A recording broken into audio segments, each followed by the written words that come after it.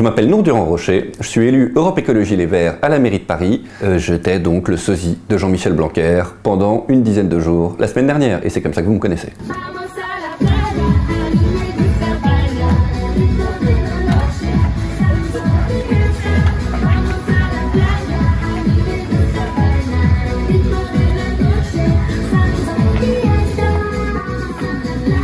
Depuis que Blanquer est ministre, beaucoup de gens m'ont fait la blague, la vanne, m'ont fait remarquer ma ressemblance, à tel point qu'au bout d'un moment, je me suis dit qu'il devait y avoir quelque chose. J'ai mis nos deux images côte à côte et j'ai constaté que c'était vrai.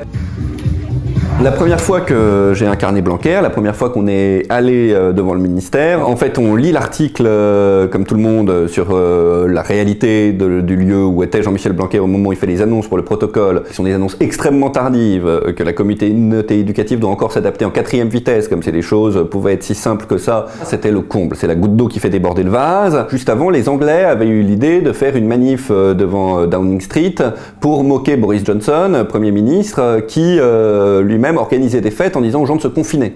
C'est-à-dire qu'en fait, on a quand même un vrai problème de gouvernants ridicules qui mérite d'être ridiculisés. C'est le panneau qu'on mettait pour expliquer qu'on était en réunion de travail. Les palmes. En haut, c'était le costume cintré. En fait, l'idée, c'était évidemment de faire un homme-tronc, et que l'homme-tronc, dessous, c'était quelqu'un qui en fait était en vacances, et alors qu'il prétendait travailler énormément, jour et nuit, disait-il. Et donc, quand c'est ridicule, on réfléchit après à comment rendre les choses encore plus ridicules. J'avais super envie de bosser le personnage de Blanquer quand on a eu l'idée. Je me suis dit, faut le faire à fond. Le principe, c'est que ça ne peut marcher que si on est à fond. Donc, je me suis mis à le travailler en regardant des vidéos, en regardant des postures, en travaillant la posture. J'avais pas tellement besoin, c'est-à-dire que j'ai juste vu que c'était quand même quelqu'un de relativement rigide. Donc, j'ai surtout fait la rigidité au niveau des épaules. Le visage, il a le visage légèrement moins souriant, il a l'air un peu plus sérieux que moi, souvent, j'ai l'impression. Et ce qui achève le ridicule, c'est vrai que je me retrouve coincé avec des palmes.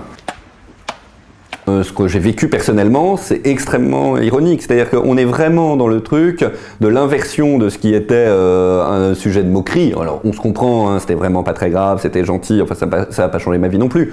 Mais où là, tout d'un coup, ça devenait utile et ça marchait. Et l'effet comique marche pour ça, c'est-à-dire que s'il n'y avait pas cette ressemblance, il n'y avait rien qui allait. Et du coup, on a réussi à faire un truc qui a vraiment marché grâce à ça. Et heureusement qu'il y a des moments comme ça qui peuvent servir le combat politique, parce que l'humour est un moyen de lutte et que nous, on croit que la lutte, les choses importantes peuvent être dites sans se prendre au sérieux, en faisant rire les gens.